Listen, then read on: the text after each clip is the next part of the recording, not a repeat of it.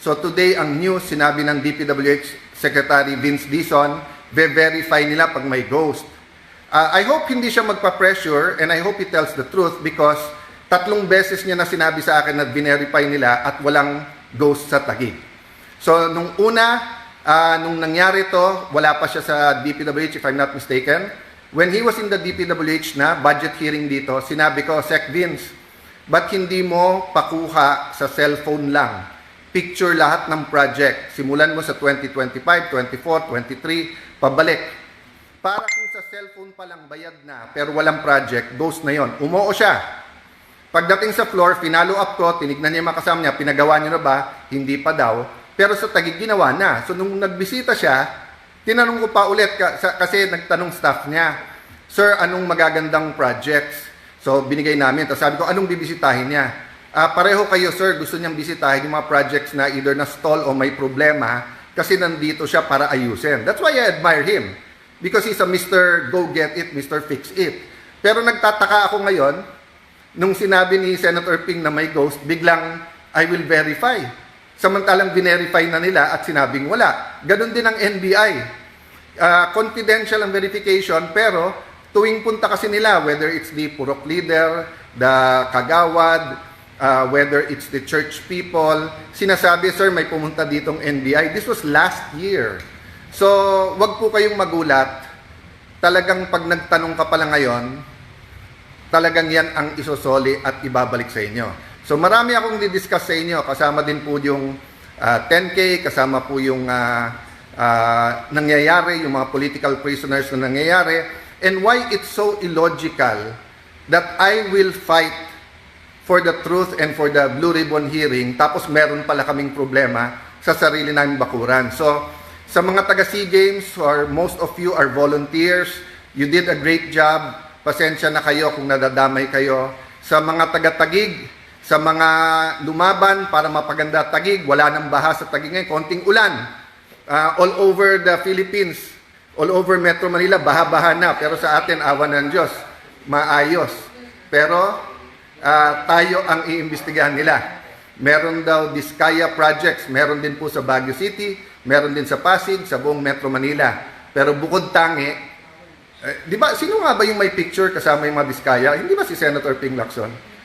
Pero ako imbestigahan, hindi siya. But we welcome the Blue Ribbon Committee, especially if it's led by Senator Kiko Pangilinan, kasi hindi naman siya senator nung 22 to 25. Unlike Senator Ping, hindi nga siya senator, pero may magwi-witness tungkol dun sa perang nakuha at tungkol sa eleksyon. Si Senator Erwin naman, kasi 3-in-1 o 4-in-1 siya. Yung mga nag-donate sa kanya na contractor, yung contractor nila dun sa party list nila, tapos yung sa bibig niya mismo nang gagaling yung bentahan ng project. So marami po, marami. So hindi pwedeng yung dalawa ang mag-lead ng investigasyon kasi kasama din sila. So isabay-sabay na natin kung gusto, but don't single people out. But hindi ko tinatalikuran. Gusto nyong imbestigahan, from the start sinabi ko, imbestigahan nyo lahat. Alright mga kababayan, mag-reaction tayo dito no sa statement ni Senator Alan Peter Cayetano sa pinaplano nilang pag-iimbestiga daw sa mga or kung merong flood control project dito sa Taguig na ghost project mga kababayan no. At sa opinion ko talaga dito ay malinaw na talagang kakasuhan na naman to or gagawa ng kaso itong si Senator Alan Peter Cayetano kung hindi sila magtagumpay dito sa kailang planong paghahanap ng mga pwedeng ikaso dito sa SEA Games no, dito sa di umanong anomalya sa SEA Games noong 2019 ay dito naman sila gagawa ng issue or kaso dito sa flood control project sa Taguig City mga kababayan na kung saan ay si Senator Alan Peter Cayetano ay galing po sa Taguig no. At may mga bali-balita na itong kapatid niya daw ay pwedeng maging witness daw mga kababayan. No? Hindi ko sure pero may nakita tayong mga posting dito sa social media na itong kapatid ni Senator Alan Peter Cayetano ay kukunin daw yata no or pwedeng maging witness daw dito sa mga sinasabi nilang ghost project sa Taguig at hinamon naman ni Senator Alan Peter Cayetano na imbestigahan nila kung gusto nila itong mga issue na binabato nila ngayon na flood control ghost project sa Taguig City no at sinabi naman dito ni Senator Alan Peter Cayetano na hindi po siya maglakas loob na mag-imbestiga or paimbestigahan sa Blue Ribbon Committee itong mga patungkol sa flood control ghost projects kung siya mismo ay may ginagawang hindi maganda dito sa kanyang bakuran sa Taguig City no at pinagbalaki ni Senator Alan Peter Cayetano na hindi na binabaha ang Taguig ngayon unlike dito sa ibang mga parte ng Metro Manila na bahain din mga kababayan no nung nakaraan sa Quezon City sa Manila ay yun talaga no binabaha talaga diyan din mga kababayan kapag malakas ang ulan lalo na dito sa mga bandang Espanya sa Taft Avenue doon sa Quezon City may mga portions doon na binabaha pero dati kapag malakas ang ulan yung Marikina no yung sinasabi nating bahain pero ngayon wala tayong nabalitaan na baha sa Marikina mga kababayan no knowing yung kanilang lugar ay mababa at ngayon ay wala tayong nabalitaan na binaha ang Marikina mga kababayan ang naririnig natin Las Piñas, Parañaque dito sa Maynila, Quezon City, sa Valenzuela. So ito na ngayon yung mga binabaha no mga kababayan. At itong issue ngayon na binabalita nila ng mga ghost project daw no sa Taguig ay sa aking opinion ay talagang hinahanapan nila ng butas no or issue or kaso itong si Senator Alan Peter Cayetano dahil talagang palaban itong si Senator Alan Peter Cayetano mga kababayan lalo na dito sa mga banat nila Senator Lacson, nila Erwin Tulfo, nila Soto ay talagang palaban no si Senator Alan Peter Cayetano at makikita naman natin or nakikita naman natin yung stand dito ni Senator Alan Peter Cayetano sa impeachment laban kay VP Sara na talagang walang patumpik-tumpik na nagtatanong dito sa mga witnesses na ipinapresenta ng prosecution.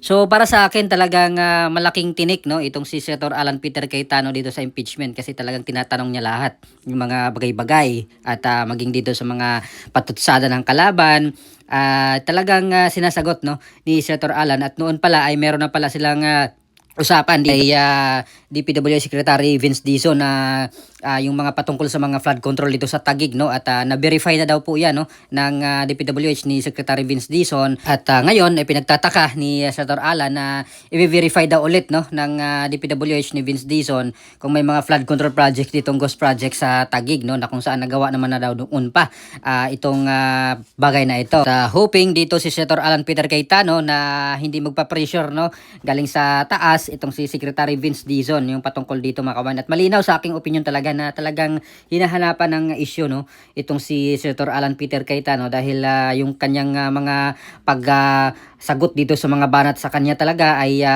iniisa-isa niya talaga no sinasagot niya yung mga issue na binabato sa kanya at itong sa impeachment yung role niya dito sa impeachment mga kababayan na baka gagawin na naman siyang Jingo Estrada at Marcoleta dito no may posting po dito nga si Senator Ping Lacson na naghahanap ng mga witnesses, mga informants patungkol nga po dito nga sa issue no, mga flood control project daw dito sa Taguig mga kabayan na siyang maglalagay dito kay Senator Alan Peter Cayetano sa Payatas Quezon City Jail. So ito po yung mga banat ni Lacson sa kanya mga kabayan at may sagot dito si Senator Alan na may mga project daw ng mga diskaya dito sa Taguig, mga ganon. Kaya sinabi dito ni Senator Alan na sino ba yung may picture no kasama ang mga diskaya, di ba si Senator Ping Lacson. Pati nga itong si Senator Erwin Tulfo na patungkol daw dito sa mga nag-donate din sa kanya no sa kampanya, yung mga contractor dito sa kanilang party list ay sinabi rin po ni Senator Alan Peter Cayetano mga kababayan. At sa aking opinion ay siguro kapag maiba na ang presidente no mga kababayan ay meron din pong makakalkal dito no itong picture nga lang po nila Diskaya no ay posible ring maimbestigahan yan balang araw sa 2028 kung ano po yung kwento sa likod ng picture na iyan nila mga kababayan ng mga Diskaya no. So sa tamang panahon malalaman natin yan mga kababayan no kapag iba na yung presidente kapag hindi na po ang kasalukuyang presidente ang may hawak ng kapangyarihan mga kababayan malalaman natin ang lahat ng mga yan mga kwento na yan yung mga picture sure kasama ang mga kontraktor at ng mga senador, lalo na itong issue sa mga donation mga kababayan na kung saan ay tanging or bukod tanging si Marcoleta lang at si Defensor ang kinasuhan ng plunder mga kababayan no, patungkol dito sa donation. At for sure ang daming mga tumanggap din no, ng mga senador ngayon nakaupo at lalo na lately itong mga nanalong senador noong 2025 ay tumanggap rin po ng mga donation galing sa mga private individuals, galing sa mga negosyante, mga oligarchs, mga kontraktor, ay sana imbestigahan rin po yan nila mga kababayan. At balang araw sa 2028 kapag iba na ang presidente ay maimbestigahan rin po yan mga kababayan no. Marami din pong makakasuhan ng plunder at makukulong yan mga kababayan for sure. So ano pa masabi dito sa buwelta ni Senator Alan Peter Cayetano patungkol nga dito sa binabalak nilang pag-imbestiga daw ng flood control projects dito sa Taguig no mga kababayan. So please comment down below. Maraming salamat. God bless po sa ating lahat.